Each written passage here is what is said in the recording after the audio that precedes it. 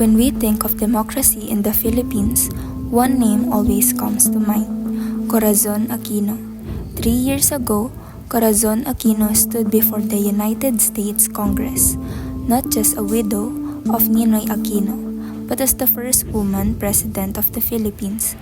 She was not a traditional politician, but she became the voice of a nation longing for freedom. Her speech retold the journey from dictatorship to democracy, showing how Filipinos reclaimed their freedom. I'm Asha Alcantara, and I will be discussing the heart of her speech: democracy and people power. Through her retelling of the snap elections, the people power revolution, and her constant insistence on democracy. She recalled the conviction of her husband Ninoy. I held fast to Ninoy's conviction that it must be by the ways of democracy. Aquino emphasized democracy even under dictatorship, because even when the system was corrupt and the elections were unfair, she believed Filipinos had to keep practicing democracy.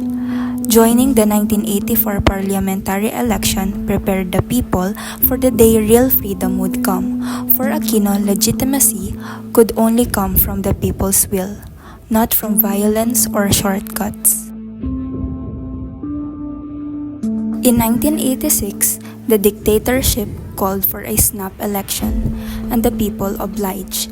Aquino said, You saw a nation armed with courage and integrity stand fast by democracy against threats and corruption.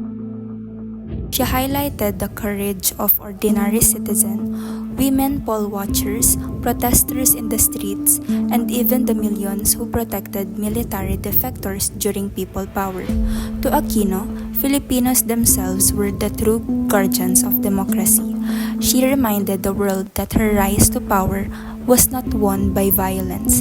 The people power revolution was proof that dictatorship could be defeated, not by bloodshed, but by unity, faith, and the courage of ordinary men and women. Her words also gave recognition to the spiritual strength of the people. Aquino showed that democracy was not just a political structure, but a moral choice guided by faith, justice, and the shared belief that freedom must be preserved for future generations.